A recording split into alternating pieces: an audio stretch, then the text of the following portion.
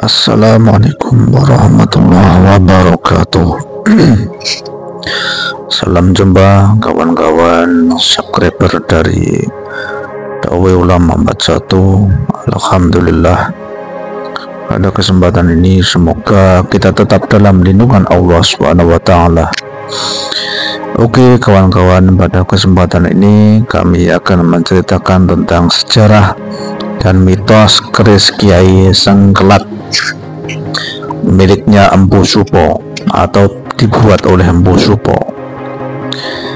Keris Kiai Sengkelat. Keris ini memiliki aura karismatik dan melegenda. Banyak kisah tentang buah keris ini. Keris ini juga diperebutkan oleh para raja-raja Jawa, bahkan hingga dimiliki Raja Pulau Seberang. Mari kita simak kisahnya dalam edisi mitos dan sejarah. Sejarah keris Kiai Sengkelat. Kisah keunikan dan perjalanannya. Keris tidak hanya berfungsi sebagai alat pertahanan diri atau senjata, tetapi juga sebagai simbol kekuasaan, martabat, dan karisma seseorang atau tokoh tertentu. Keris Kiai Sengkelat adalah keris sakti yang diberi nama oleh Sunan Kalijaga, yang dibuat oleh Ki Supo Mandragi, seorang empu atau pandai besi yang sangat ahli dalam membuat senjata atau keris. Keris Ki Supo Mandragi adalah putra dari Empu Supo. Jadi Ki Supo Mandragi adalah putra dari Empu Supo, seorang empu dari kerajaan Majapahit yang sangat terkenal. Keris Kiai Sengkelat dibuat dari bahan besi akadiat yang sangat langka dan tak biasa. Bahan besi ini tidak bisa ditempa dengan api, melainkan hanya dengan dipijat-pijat menggunakan tangan, sehingga hanya Ki Supo Mandragi yang memiliki kemampuan sakti untuk memijat bahan besi tersebut hingga menjadi keris yang indah dan berkualitas. Konon katanya Ki Supo Mandragi ini dalam penjelasan video saya sebelumnya adalah seorang empu yang juga membuat keris Kiai Carubuk. Keris Kiai Sengkelat memiliki warna kemerah-merahan dan look 13. Warna merah melambangkan keberanian dan semangat juang. Angka 1 dan 3, 1 melambangkan keesaan dan 3 melambangkan keseimbangan. Jadi kalau kita melihat keris Kiai Sengkelat itu looknya ada 13. Maksudnya angka 1 itu melambangkan keesaan Tuhan dan 3 melambangkan keseimbangan. Keris ini juga memiliki tuah atau khasiat yang luar biasa, yaitu bisa menangkap kilat dan mengusir wabah penyakit. Hal ini pernah digunakan untuk mengusir wabah penyakit yang menimpa kerajaan Majapahit pada masa pemerintahan Prabu Brawijaya. Saat itu kerajaan Majapahit memiliki keris Kiai Condong Campur yang merupakan keris pemersatu bangsa yang dibuat oleh 100 empu dari berbagai daerah. Namun dibuat dari besi yang dihuni oleh makhluk-makhluk halus dan makhluk hitam, sehingga keris ini memiliki hawa negatif dan justru menimbulkan wabah penyakit.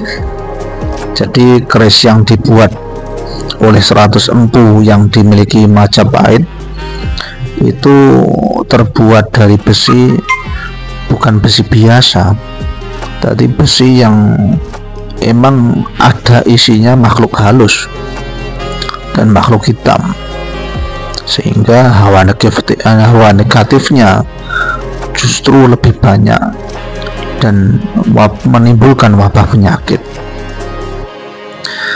Keris Kiai Condong Campur yang awalnya bertujuan untuk mengatasi perselisihan antara golongan atas dan golongan bawah di Majapahit malah menimbulkan bencana wabah penyakit yang sangat ganas dan mematikan bagi rakyat serta kerajaan.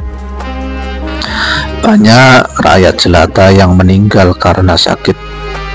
Bahkan putri kesayangan Prabu Brawijaya V, yaitu Dewi Ayu Sekar Kedaton, juga jatuh sakit parah. Prabu Brawijaya sudah mencoba berbagai cara untuk menyembuhkan putrinya, tetapi tidak ada yang berhasil. Bahkan sudah memanggil tabib dari berbagai kerajaan lain. Akhirnya Prabu Brawijaya V meminta bantuan Sunan Kalijogo, salah satu wali yang dihormati oleh rakyat Majapahit. Sunan Kalijogo datang ke istana membawa keris Kiai Sengkelat. Ia mengeluarkan keris dari sarungnya dan mengayunkan ke udara sambil berdoa kepada Allah. Tiba-tiba langit menjadi gelap dan petir menyambar-nyambar. Kilat-kilat itu disalurkan ke tanah. Setelah itu hujan turun dengan derasnya dan membersihkan udara dari kotoran serta penyakit, sehingga wabah penyakit pun berakhir. Prabu Brawijaya sangat berterima kasih kepada Sunan Kalijogo. Namun Sunan Kalijogo mengatakan bahwa ini semua pertolongan Allah. Di sisi lain, keris Kiai Sengkelat pernah menjadi pusaka raja-raja Jawa. Kisah ini berawal setelah keris tersebut selesai dibuat oleh Ki Supo. Beliau menyerahkan keris yang baru selesai dibuatnya kepada Sunan Kalijogo.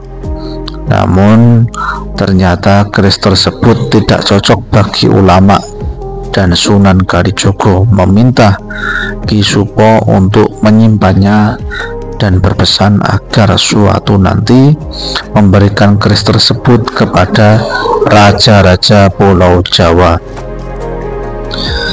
Keberadaan keris sakti Kiai Sengkelat diketahui oleh Raja Belambangan.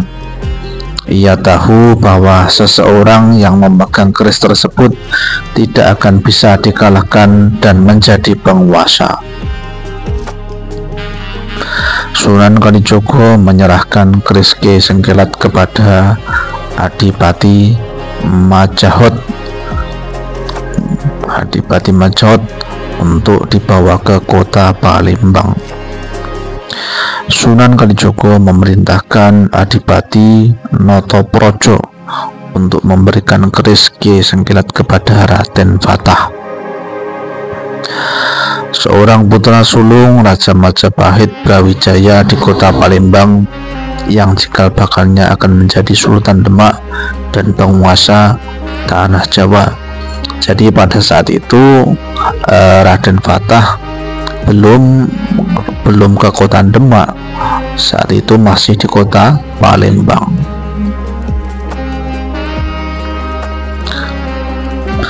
Begitulah tadi sedikit cerita tentang keris Kiai Sengkelat, keris yang dahulu berpindah dari raja satu ke raja yang lain, yang pamornya atau tuahnya itu sangat cocok untuk seorang penguasa, seorang pemimpin, yang mungkin konon katanya seorang presiden itu memiliki keris Kiai Sengkelat. Tapi untuk benar atau tidaknya, wallahu alam, hanya Allah yang tahu kebenarannya. Yang mungkin ini adalah sejarah bagi kita umat Nusantara. Semoga kita tetap melestarikan Nusantara ini. Semoga apapun yang kita lakukan selalu akidah kita dijaga oleh Allah Subhanahu wa taala. Sekian dari saya. Yang belum subscribe nanti bisa subscribe untuk lebih berkembangnya channel ini. Semoga bermanfaat. Wassalamualaikum warahmatullahi wabarakatuh.